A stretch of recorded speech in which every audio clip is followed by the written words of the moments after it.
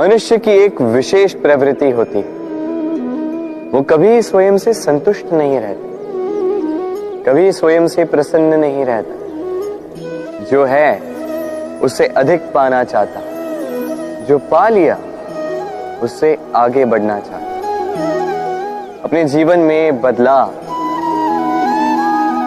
परिवर्तन लाना चाहता। और ये प्रवृत्ति संसार में सबसे महान है,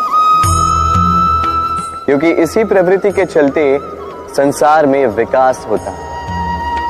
किंतु इस बदलाव के लिए मनुष्य उसकी खोज में रहता है जो उसके जीवन में बदलाव ला सके, उसे मार्ग दिखा सके, उसके जीवन में परिवर्तन ला सके। और इसके लिए मनुष्य संसार भर में उसे खोजता है जो उसके पास है।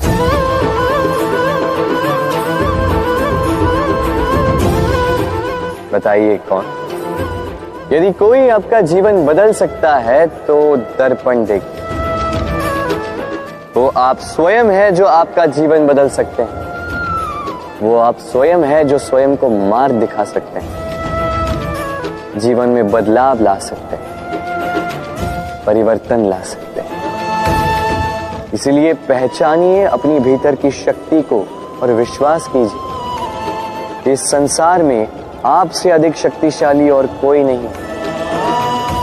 जीवन बदल जाएगा और अंधविश्वास का नहीं, आत्मविश्वास का हाथ थामे आपकी समस्याएं स्वतः दूर हो जाएंगी। मन बड़ी ही विचित्र कृति है। ये मन शरीर के किस अंग में बसता है कोई नहीं जानता, किंतु संपूर्ण शरीर इस मन की इच्छा साकार करने के लिए प्रयास करता रहता है। अब यदि मन कुछ खाने का करे तो व्यक्ति उसकी बनो उपनो की इच्छा साकार करने का माध्यम ढूंढता रहता है।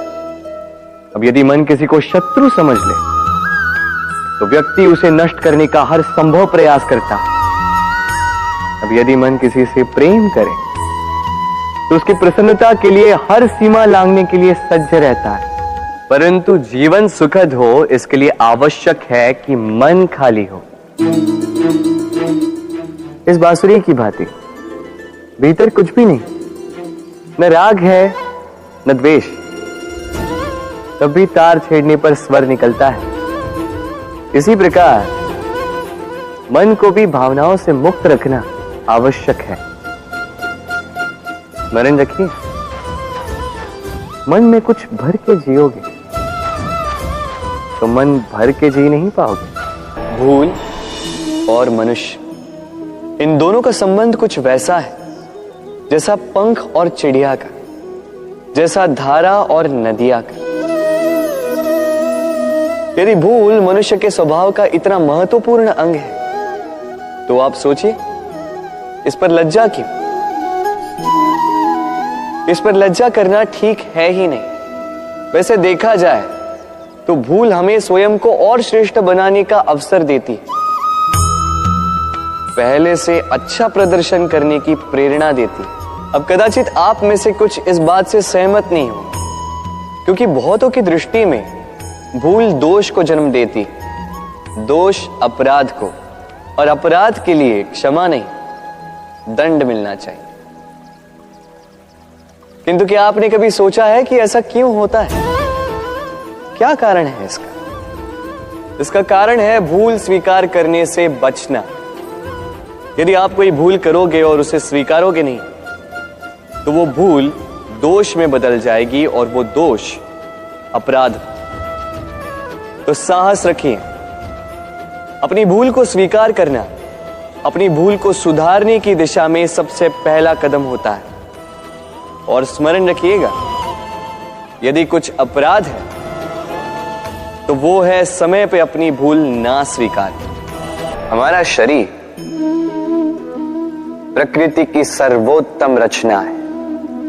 जो अंग, जो तत्व हमें मिले उन सब का अपना अपना एक संदेश है। 2 आंखें दी हैं देखने के लिए, 2 कान दिए हैं सुनने के लिए, नथुने भी 2 हाथ दिए हैं दोहरा परिश्रम करने के लिए, किंतु जीव केवल एक।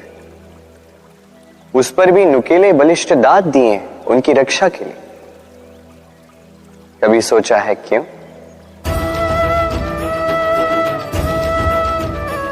क्योंकि शब्द और शब्दों का उपयोग मनुष्य का सबसे बड़ा शस्त्र है, जिसका उपयोग जितना सोच समझ कर किया जाए, मनुष्य जीवन में उतना ही ऊपर उठता है। तो समझे ना? देखो, सुनो, समझो अधिक, बोलो कम। मनुष्य का स्वभाव है कमाना, संग्रह करना, फिर चाहे वो धन हो, नाते हो, संबंध हो या हो प्रसन्नता। परंतु क्या आपने कभी सोचा है, नियति ने यह संग्रह करने की प्रकृति मनुष्य में क्यों डाली? एक बीज से पौधा पनपता है, उसके भोजन से फल संग्रहित होता है। क्यों? इसलिए ताकि वृक्ष उसे स्वयं खा सके? नहीं, बल्कि इसलिए ताकि वो भूखे जीवों में बांट सके। अब आप पूछेंगे कि इसमें वृक्ष का क्या लाभ? लाभ है, क्योंकि जो बांटता है वो मिटता नहीं। जो फल ये जीव खाते हैं वो उसके बीजों को वातावरण में बिखेर देते हैं, जिससे जन्म लेते हैं नए वृक्ष। उसकी जाति, उसका गुण, उसकी मिठास अमर हो जाती है।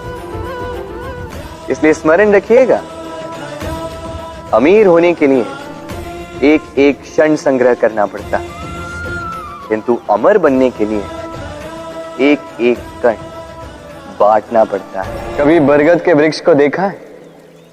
कितना विशाल होता है। कभी कभी भय लगता है कि इन भारी डालों का बोझ ये तना सह भी पाएगा या नहीं। भय लगता है कि कहीं ये वृक्ष टूट कर न गिर जाए, किंतु नहीं। समय पड़ने पर शाखाओं से निकलने वाली ये बेलें धरती की ओर बढ़ती और फिर स्वयं जड़ बनकर इस वृक्ष को सहारा देती। इसी प्रकार जो परोपकार करते हैं, सत्कर्म करते हैं, उन्हें स्वयं के लिए चिंतित होने की आवश्यकता ही नहीं, क्योंकि उनके कर्म ढाल बनकर उनकी रक्षा करते हैं। इसीलिए जीवन में सहारे की नहीं, कर्म की चिंता कीजिए। राधे राधे।